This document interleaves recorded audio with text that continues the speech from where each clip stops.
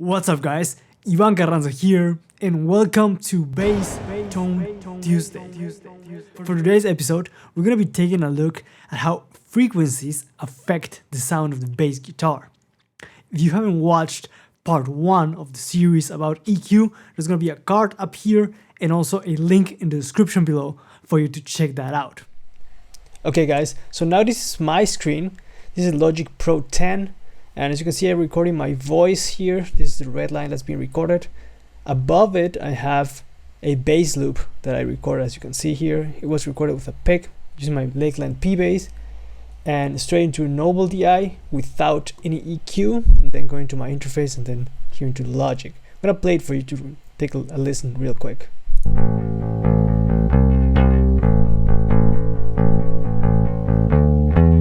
Right? It's pretty simple, it repeats like that. I wanted to keep it like that so we can hear the effect of the EQ on the bass. And to hear how the EQ works on the bass line, we're going to use two plugins. First, it's this EQ right here. It lets us adjust, we have a high pass filter, we have a bass boost or cut. We can say it's for shelving or bell style EQ. And for the mid bands, we can set the Q or how wide the EQ is going to be applied. We can set the gain and we can choose the frequency. The same applies for here. And the treble is also like the bass. We have a shelving or bell style EQ. And also, you can set the frequency and the gain. But first, we're going to take a look at the frequency here of the bass line. And as you can see, there's not a lot of treble going on here. Everything above like 2K, there's not a lot of that going on, and also not a lot of sub or extremely, there's not a lot of bass content. Of course, there is some bass content, but not that much. Most of the sound is coming from the mid region, which P basses are known for that. And like we discussed before, the frequencies can be kind of like sorted out into bass, which ranges from 0 Hertz up to like 200, 250 is already considered low mids. The low mids or the mid region would be like 250 up until 4.5K, and from that upwards that would be treble. So the mid region is definitely pretty big, and you can see that the bass signal has most of the sound coming from the mid region. Let me play it real quick again. So everything is coming from here. There's not a lot of like top end at the moment. Now, like I said before, we're gonna use this EQ to change the sound. So let's turn on the bass line again. And I'm gonna set it to bell style to hear the difference a bit better here on the bass. And I'm gonna boost 40 Hertz first.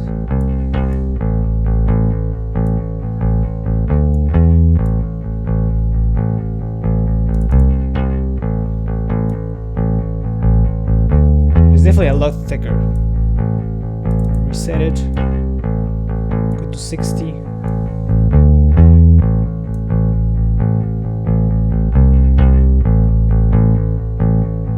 gonna cut it.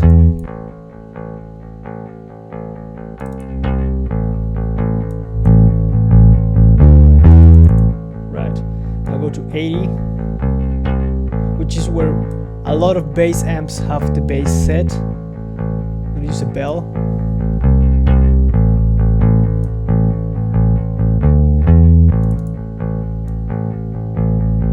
I'm gonna set it to shelving just to hear a difference.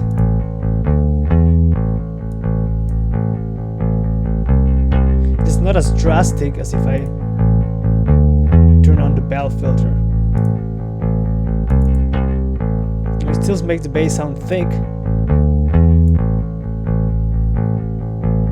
but not so boomy as when I just boost that frequency, right? I'm gonna keep going up to 100.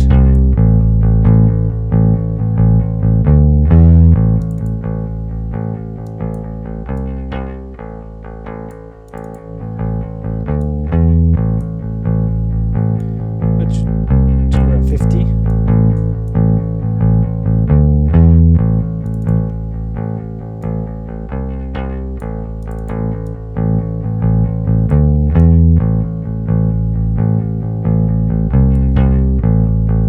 what's interesting here is that if I boost here at 200, it has a different effect than if I use it here, because the Qs are a little bit different. But I'm gonna set it to 200 here. Set a narrow Q, and then check this out. I'm boosting 200 Hertz as well right now, but it sounds a bit different than before. Now the bass is zeroed out. This is flat.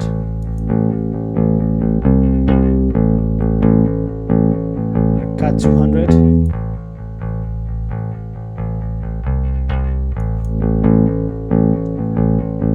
I'm gonna go to 250.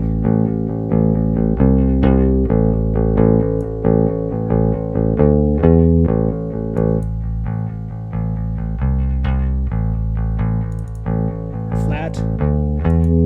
Boost it again. Go to 350.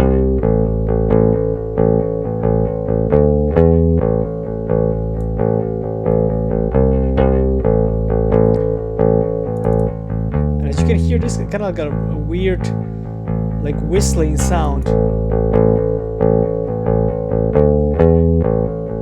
would probably maybe do like something like this, cut a little bit in that frequency range if I would EQ on the bass. It sounds kind of weird. I'm gonna go up to 500.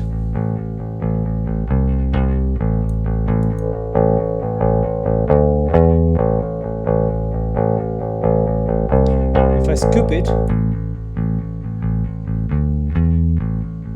it sort of sounds like some mic'd up bass caps.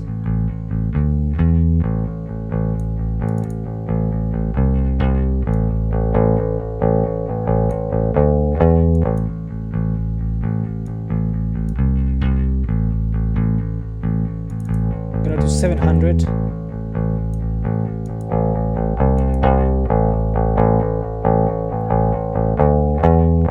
This frequency right here definitely gives you a lot of presence in a mix.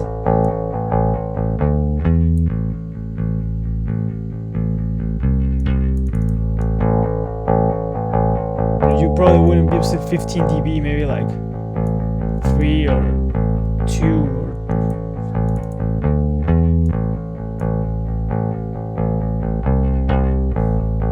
or 5 like this, maybe, depending on the mix, of course. But you can hear is definitely is that kind of nasally frequency, which sounds pretty ugly on its own, but it makes the bass really focus in a mix. I'm gonna go higher to 1K.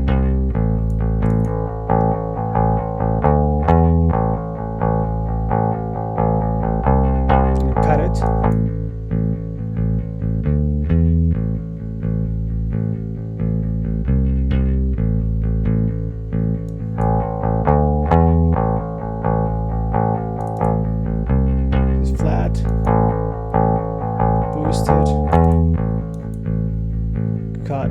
So this tames some aggression, you know, the 1K area.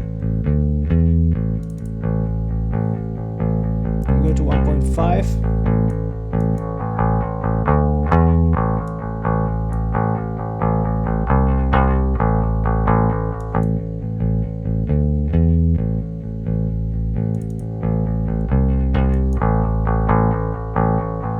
There's also kind of like a whistling sound there.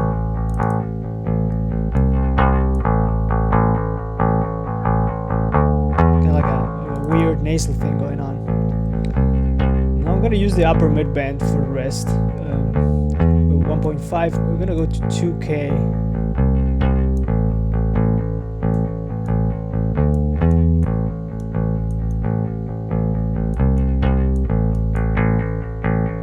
Okay, this is where it gets interesting.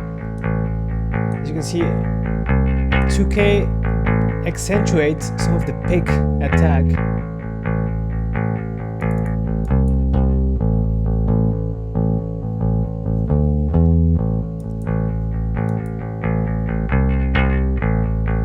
Go to 2.5.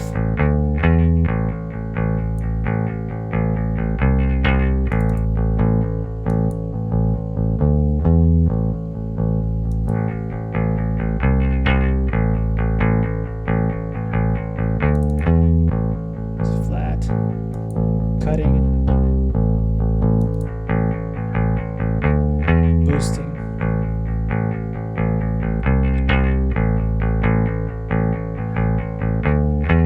Now I'm gonna go to 4K or 3.5.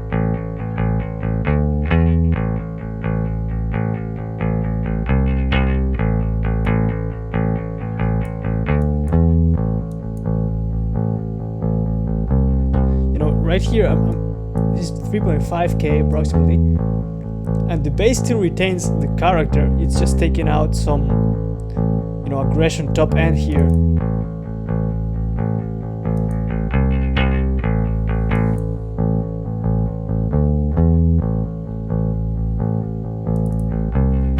To 4.5.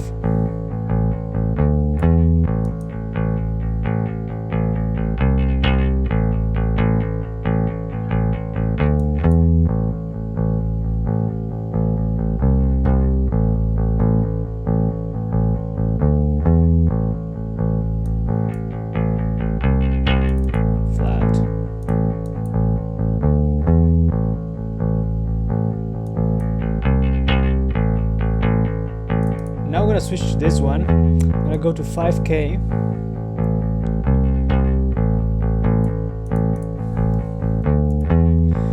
And I'm gonna switch between bell and shelving style.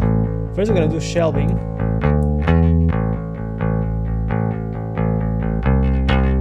Go to bell.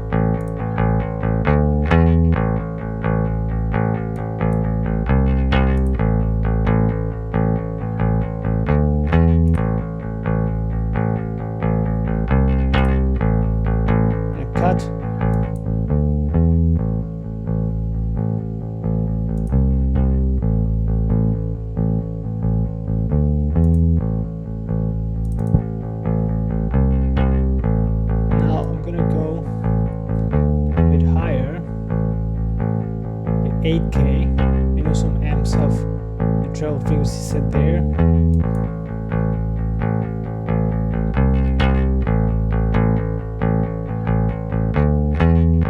Got it. Now first bell.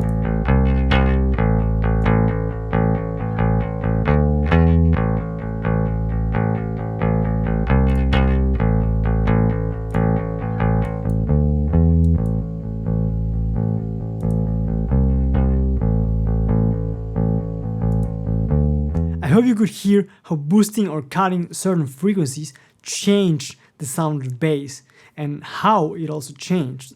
And I think it's important to train your ear a little bit, especially if you have equipment with a variable mid-range frequency. I know it can be a bit intimidating at first. For example, when I looked at the Mesa WD800 the first time, you see a lot of knobs, but once you understand the process of finding frequencies, it's a lot easier than what it looks like. Then, for example, if you have only like 3 set frequencies, bass, mid, and treble, and you want, you're in a room, you're playing with a band, and you need some more definition, but your amp has the mid-range set at 1K, for example. It might be set broad enough that it also affects like 500, 700 hertz, but still, if you boost and boost and boost that frequency, it might get a bit too piercing sounding because the frequency is centered at 1K.